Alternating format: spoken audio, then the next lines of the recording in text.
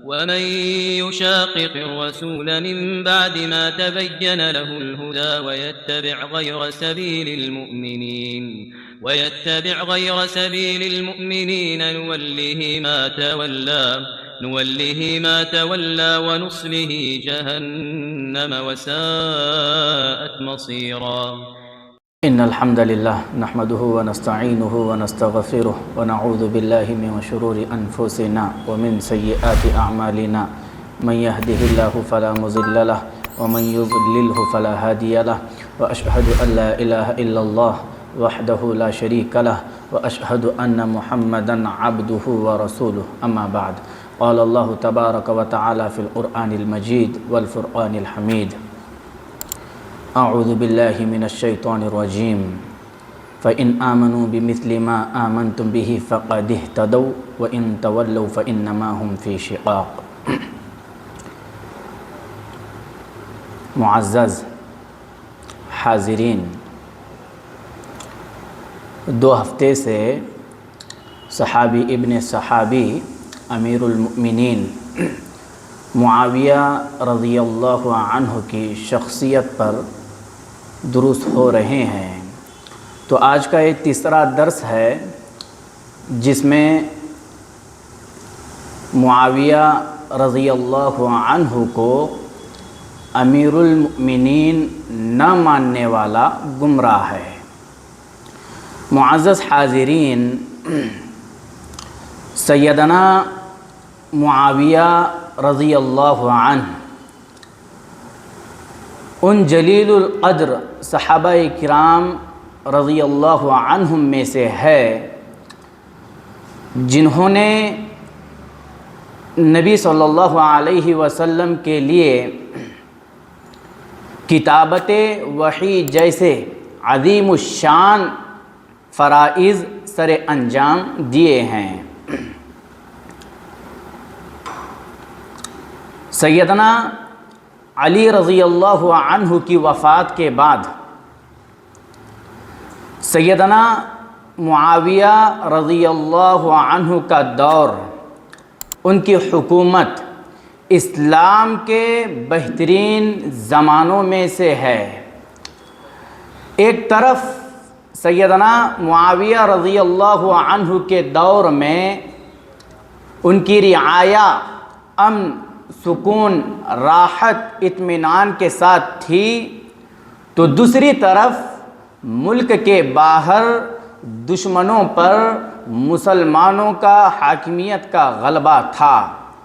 ساری دنیا اسلامی حکومت سے خوف کھاتی تھی، خصوصاً دشمنان اسلام اپنے بلوں سے باہر نہیں نکلتے تھے. سیدنا معاویہ رضی اللہ عنہ یہ وہ عظیم صحابی ہے جنہوں نے 64 لاکھ مربع میل پر اسلامی اور کامیاب حکومت کی ہے. سیدنا معاویہ رضی اللہ عنہ نے توحید اور کتاب و سنت کی شعاعوں سے اپنی سلطنت کو روشن کیا ہے. سیدنا معاویہ رضی اللہ عنہ نے توحید کے ذریعے سے اپنی حکومت کو مضبوط کیا ہے. عزیزان ملت، سیدنا امیر المؤمنین معاویہ رضی اللہ عنہ کون ہے؟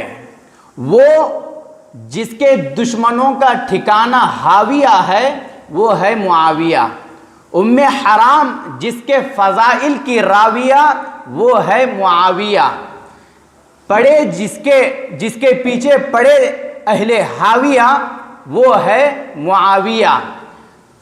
منکر معاویہ سن کر کے سخت بے چین ہے، جس کو جنت کی بشارت ملی وہ ہے معاویہ.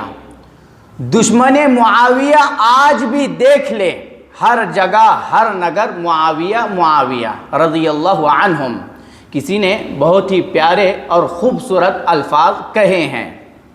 سیدنا معاویہ رضی اللہ عنہ کی حکومت اور ان کے بہترین دور کا اندازہ لگانے کے لیے پتہ لگانے کے لیے بے شمار اقوال، بے شمار نصوص موجود ہے۔ امام آجوری رحمہ اللہ اپنی معروف و مشہور کتاب الشریعہ میں ابواب قائم کیے ہیں۔ ان ابواب میں سے دو ابواب آپ لوگوں کے سامنے ذکر کر دیتا ہوں۔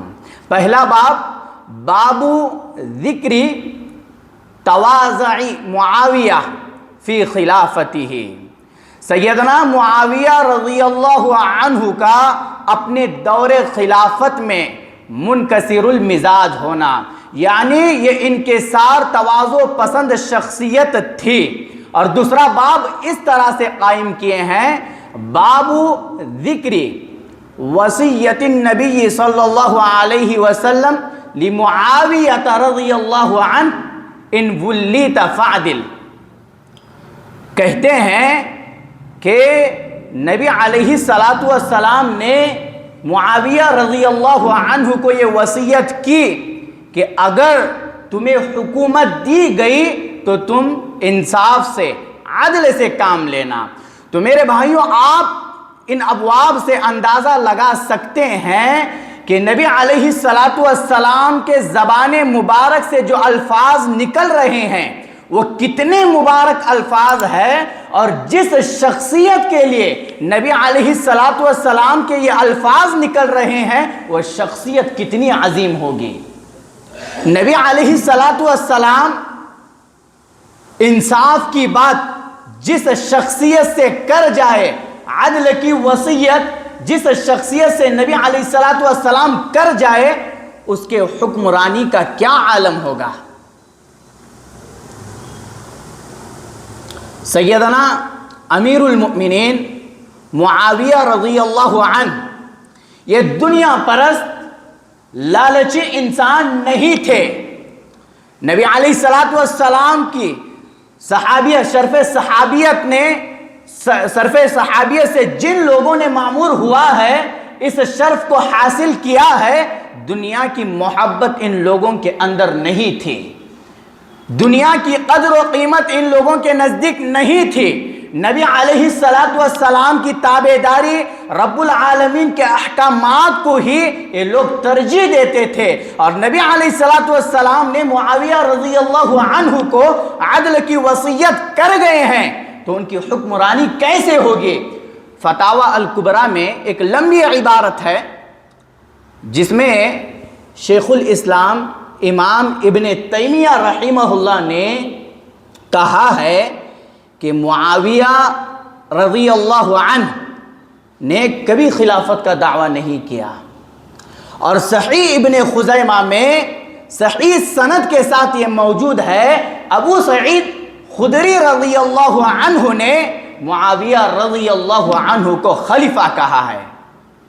ملک شام کی 20 سالہ گورنری میں، 20 سالہ دور حکومت میں معاویہ رضی اللہ عنہ اپنی رعیت میں ہر دل عزیز محبوب تھے، تمام لوگ ان کو پسند کرتے تھے، ان کے ساتھ خوش تھے، ان کے ساتھ امن و سکون کے ساتھ زندگی گزارتے تھے۔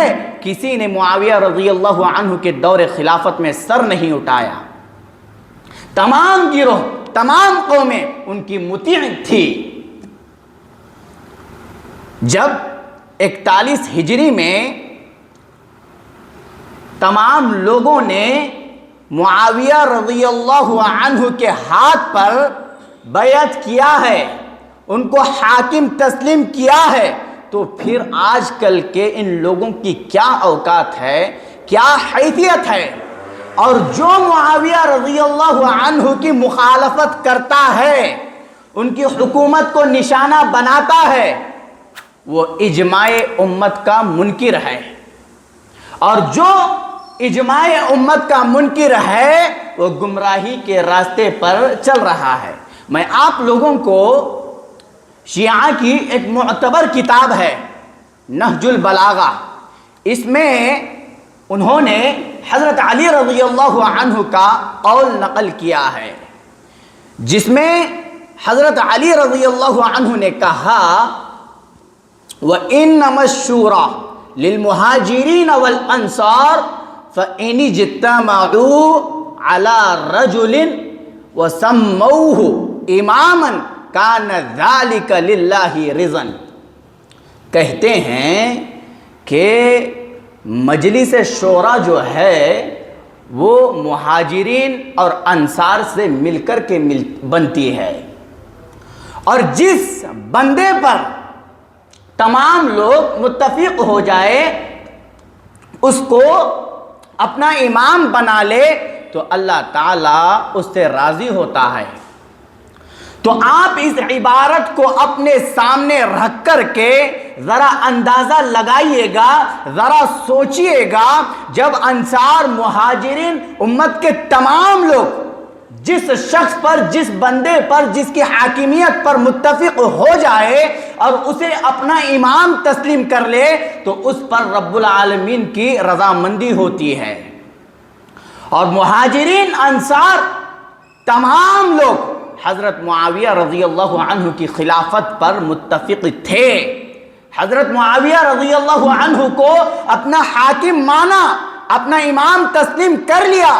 تو آپ اس عبارت کو اپنے سامنے رکھ کر کے کہہ سکتے ہیں کہ اللہ تعالیٰ نے معاویہ رضی اللہ عنہ کی خلافت سے رضامندی کا اظہار کر دیا ہے. اللہ تعالیٰ معاویہ رضی اللہ عنہ کی خلافت سے راضی ہے. اور یہ جو میں حوالہ آپ کو دے رہا ہوں یہ شیعہ کی معتبر کتاب ہے. جس چیز پر تمام لوگ متفق ہو جاتے ہیں، جس کی حاکمیت پر، اس سے اللہ تعالیٰ راضی ہوتا ہے. اور یاد رکھیے جو بھی شخص معاویہ رضی اللہ عنہ کی حکومت پر نقص کرتا ہے، انہیں نشانہ بناتا ہے اور امت مسلمہ کو منتشر کرنے کی کوشش کرتا ہے اور امت مسلمہ کے کمزور دلوں میں حضرت معاویہ رضی اللہ عنہ کی نفرت پیدا کرتا ہے، وہ دنیا کا سب سے بدترین گمراہ شخص ہے. کیوں؟ کیونکہ اس نے رب العالمین، رب دو جہاں کی رضامندی کا انکار کر دیا ہے. رب العالمین جس چیز پر راضی ہے وہ اس سے ہٹ کر کے بھاگ رہا ہے اور اس نے اپنے خواہشات کو بت بنا لیا ہے. تو ایسا شخص دنیا کا سب سے بدترین گمراہ ہے. آپ لوگوں کو پتا ہوگا کہ مسلم شریف کی وہ بہت ہی معروف اور مشہور حدیث جس میں نبی علیہ السلام نے کہا کہ جو عادل حکمران ہے وہ قیامت کے دن رب العالمین کے دائیں جانب نور کے ممبروں میں ہوں گے، اور رب العالمین کے جو دونوں جانب ہے وہ دائیں ہیں. اور یہ کون لوگ ہیں وہ بھی بتایا گیا ہے حدیث شریف میں، جو اپنے فیصلوں میں، اپنے اہل خانہ میں اور اپنی ذمہ داریوں میں عدل کے ساتھ کام لیں گے. ایسے عادل لوگ رب العالمین کے دائیں جانب نور کے ممبروں میں ہوں گے. اور سیدنا سعد بن ابی وقاص رضی اللہ عنہ کے یہ الفاظ جو تاریخ دمشق میں ہیں، جس کو آپ نے پہلے بھی سنا تھا اور آج بھی سن رہے ہیں، سیدنا سعد بن ابی وقاص رضی اللہ عنہ نے معاویہ رضی اللہ عنہ کے بارے میں بہت ہی بہترین الفاظ کہے ہیں. کہا کہ ما رأیت احدا بعد عثمان اقضى بحق من صاحب هذا الباب یعنی معاویہ. سیدنا سعد بن ابی وقاص رضی اللہ عنہ کہتے ہیں کہ میں نے عثمان رضی اللہ عنہ کے بعد معاویہ رضی اللہ عنہ سے زیادہ انصاف، عدل اور حق کے مطابق فیصلہ کرنے والا نہیں دیکھا ہے. اللہ اکبر کبیرہ. اتنی عظیم شخصیت ہے یہ اسلام کی. اس شخصیت کے کردار کا، عظمت کا، ان کے کارناموں کا پتہ اسی سے چلتا ہے جب معاویہ رضی اللہ عنہ کا نام لیا جاتا ہے یا بیان کیا جاتا ہے یا پڑھا جاتا ہے تو سبائی ٹولے کی گندگی میں گندا ہونے والا ایک بدترین فرقہ تل ملا جاتا ہے اور اپنے دلوں میں چھپائے ہوئے بغض کو اپنے چہروں پر لاتا ہے۔ اور یہی لوگ آج امت مسلمہ کے افراد کو منتشر کرنے کی کوششیں کر رہے ہیں، اور حضرات صحابہ کرام رضی اللہ عنہم کی محبتیں پیدا کرنے کی بجائے ان کے تعلق سے نفرت، بغض، حسد امت کے کمزور لوگوں کو دلا رہے ہیں۔ تو خلاصتاً یہی کہوں گا کہ معاویہ رضی اللہ عنہ کی جو حکومت تھی وہ بہترین حکومت تھی، وہ اطیعوا اللہ و اطیعوا الرسول کا پروانہ سنا رہے تھے، اطیعوا اللہ و اطیعوا الرسول کے پرچم کو لہرائے رہے تھے، توحید کی جڑوں کو مضبوط کر رہے تھے، ان کی رعایا ان کے ساتھ خوش تھی۔ اور یہ الفاظ بھی اس کے پچھلے درس میں آپ سن چکے ہیں کہ ان کی رعایا ان کے ساتھ راحت، عدل و سکون کے ساتھ اور خوشی کے ساتھ زندگی بسر کر رہی تھی۔ تو اس سے یہی پتہ چلتا ہے کہ معاویہ رضی اللہ عنہ کی جو حکومت تھی وہ عدل پر، انصاف پر، حق پر مبنی تھی۔ اللہ تعالیٰ سے دعا کرتے ہیں کہ جو کچھ باتیں کہی گئی ہے ان باتوں کو سن کر سمجھ کر کے صحیح طور پر کتاب و سنت کے مطابق زندگی گزارنے والا اللہ تعالیٰ مجھے اور آپ کو بنائے، اور جو لوگ حضرات صحابہ کرام رضی اللہ عنہم کے تعلق سے لوگوں کے دلوں میں بدظنی پیدا کر رہے ہیں، اللہ تعالیٰ ان کے شر سے امت مسلمہ کی حفاظت فرمائے۔ آمین۔ وآخر دعوانا ان الحمد للہ رب العالمین، والسلام علیکم ورحمۃ اللہ وبرکاتہ۔